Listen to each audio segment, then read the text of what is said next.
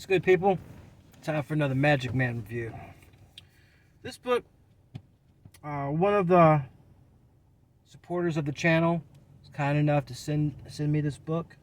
And at first, I didn't think I was going to like it. I looked at it, I was like, oh, it's going to be one of these no smoking books, telling you about how bad it is for your health and everything like that. But, well, I read it, and it was nothing like that. Nothing like that at all. It's really one of the best books that I've read in a long time. The book is called Smoke 'Em If You Got 'Em. It's by Joel R. Bius, and it's about the rise and fall of the military cigarette ration. All right. What I liked about this book, it's not really biased at all, even though the author is biased. Anyway, it doesn't preach to you. It just gives you the facts of what happened, and it's just facts. The author doesn't say, well, they shouldn't do this, or people shouldn't do that. It wasn't preachy at all, and I really liked it. It's the kind of book that I like, a history book that I like. That wasn't written to persuade you. It's not their history. It's not his story. It's history. It's just what it was. It's the facts. It's really focused on the military cigarette ration, but the good thing about the book is that one little aspect of society, it just reaches out, branches out, and it affects a whole bunch of different things in our society and culture.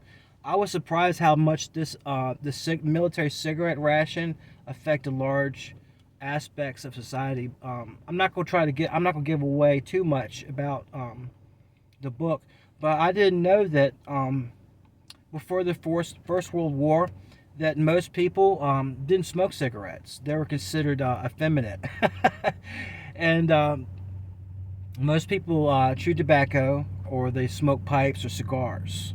Smoking was for effeminate types.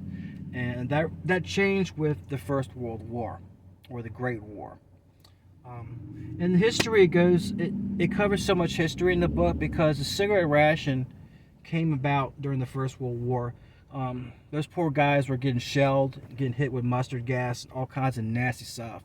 It's kind of like the Ukraine war today without the drones. It was a war of attrition.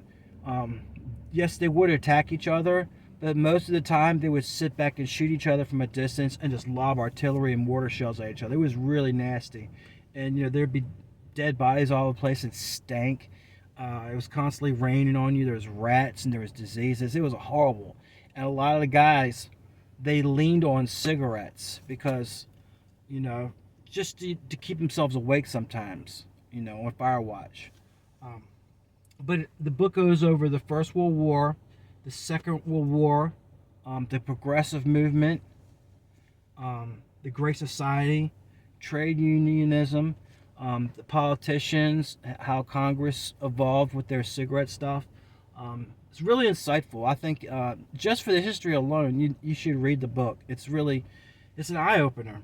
It was a real page-turner, too. I just finished it. It was not a big book, Sometimes you look at books like these, oh, it's big, but a lot of this is notes. And this book is footnote. It's really documented well. Got all the footnotes in there, the bibliography. That's what I like about a book. I don't like books that just come out with stuff, people just make up stuff and just, pull it out of their backside and say, hey, this is real information right here. Nah, it's documented. And when you read this book, you'll see how American society has changed and their outlook over time. Like I was saying before the First World War, cigarettes were seen as effeminate. But as time went by, cigarettes became associated with the military, and after a while, cigarettes came to be viewed as masculine. Tough guys smoked the cigarettes. The Marlboro Man, the tough, gritty, independent, patriotic American. Oh, rah! That's how the cigarettes. That's how they were presented back in my day when I was a younger man. But things change. And you'll see how things change in the book. Smoking in the military cigarette ration is really what kicked off smoking in the United States. People look back and they think, oh, people were always smoking. They're always, well, back in the day they were smoking. They smoked like chimneys. And the GI generation, they did smoke like chimneys. They were lighting them up, chain smoking. But it kind of died down when people started learning more about the health risks associated with smoking cigarettes. And but it wasn't always that way, and things have changed. Society's gone up and down, back and forth. People have gotten different perspectives over time. Um, and one of the things, well, the thing that really got me about this book is because I'm familiar with both. I smoked, and I was in the military. A lot of things they tried to curtail smoking in the military. That was not the case when I was in.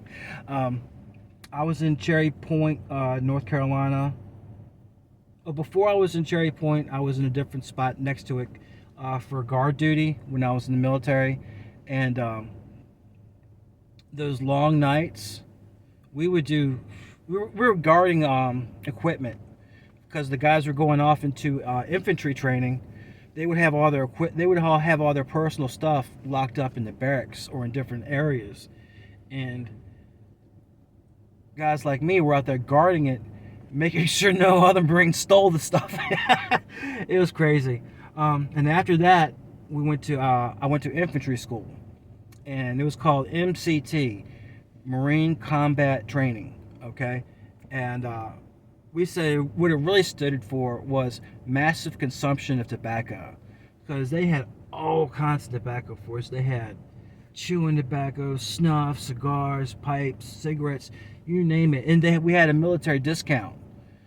I don't know how it was working at the time, because according to the book, it should have been gone. But sometimes legislation takes 10 years for it to kick in. So I was there in the 90s, and man, like on long marches, you couldn't smoke because I'll put that out. What the hell are you thinking? Somebody could see that. So we would chew tobacco, right? Yeah, I used to chew tobacco. Not for very long. When I was in the military, I chewed tobacco, but I gave it up. It's kind of nasty. I want my jaw to rot off. Gives you a buzz, though. It gives you a hell of a buzz. And like dip, that'll give you a hell of a buzz, too. The thing is, though, if you only do it once in a while, it gives you a buzz. Same thing with cigarettes. If you only smoke like one cigarette a day, you'll get a hell of a buzz. But if you do it habitually, you don't even get it anymore. It becomes a habit. It's an addiction. All right. So that's how, I was familiar with a lot of the stuff in this book because I lived it. All right. Now, one of the important aspects is it focuses primarily on the Army. It doesn't go into the Navy, the Marine Corps, the Air Force. The Air Force didn't exist when this stuff came out. And the Marines were still part of the Navy, which they still should be, in my opinion. Getting away from the point. But the Army has changed too. See, I didn't realize this, but back in the day, all the services drafted. I thought only the Army drafted. That's not true. I found that out. I was like, oh, the Marines don't draft. You crazy, dude. Like, yeah, they drafted me. I'm like, really? I didn't know that. And I found out later on, through reading this book, that there was a big difference between the draft army and the all-volunteer force.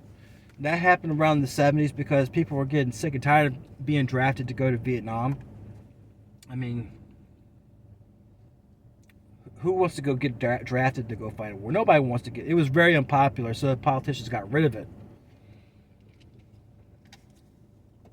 But what they didn't understand was how expensive it was going to be. And now with current things, how things are today, and we're looking, because America's, it's sleight of hand. I'm not going to get all into it, but let's say the military is too expensive, right? All volunteer military. I'm not going to get into the weeds with it. I want you to read the book yourself so you can understand how things have changed. But the all volunteer military, back in World War I, before that, or World War II, Korea, Vietnam, most of the guys were single. They drafted young guys who were not single. And what happens is they would go to war, and the war would be finished, and they would come home. That's it. All right. with an all volunteer military, they needed enticements to get people to come into the military. It became real expensive.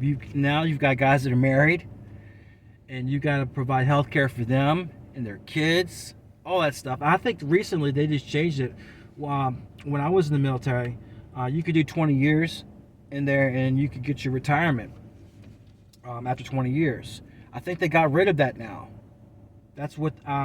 That's the rumor that I've heard. I don't pay attention to the news anymore. It's all clown show WWF BS to me. But that's what I've heard. They got rid of the 20-year retirement because they can't afford it. You know, all this different stuff. It's entitlements. It's the same thing with the military. It's like, oh, we need our military. No, we don't.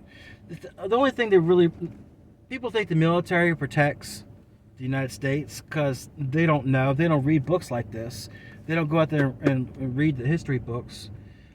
What really protects the United States is the Pacific and the Atlantic Ocean.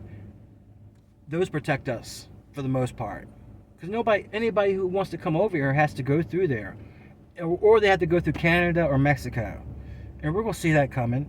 So we don't really need a huge military. The military is a boondoggle. It didn't start off that way either. Back in the day, you had a small army, and they would come in to put out fires. Most of the guys in arms were militia, and they report to the governors of every state.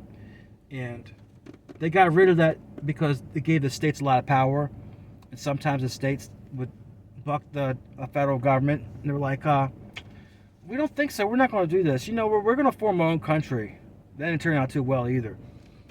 But there's so much good stuff in this book that it's hard for me to do a whole video about it and cover all the different things and how much the military cigarette ration affected the United States and how it's different now than when I was younger. When I was younger, you could smoke everywhere. You could smoke in the airport. You could smoke in the grocery store. You could smoke in the bank. You could smoke at McDonald's. They had these little McDonald's ashtrays. You know, people used to steal them all the time. You could smoke everywhere, but now they're like that.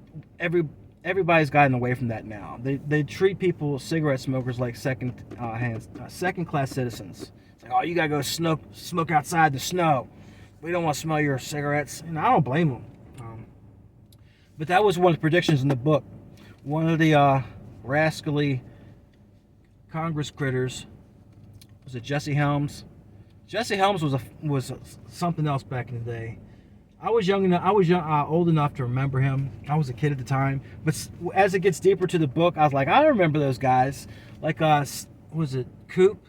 C. Edward Coop, the Surgeon General. He's the first Surgeon General I remember. He was this guy, had this long white beard, like, smoking's not good for you. You need to quit smoking. That was during the Reagan years. Yeah, I'm kind of dating myself. It's all right. But there's so many little nuggets in here that you go and read. It's like, man, that's how that happened. That's where that came from. I'm like, yeah, it's pretty cool. It's funny how people do things these days. And you know, I keep on mentioning this in all my videos. My little motto for this channel is humans are going to human. But I found another really good quote in this book. Is the truth is buried somewhere between fact, fiction, and grim reality. Isn't that something? It's insightful, you know? Well, Smoke 'em If You Got 'em by Joel R. Bius. If you like the video, make sure to like and subscribe. And until next time, peace out.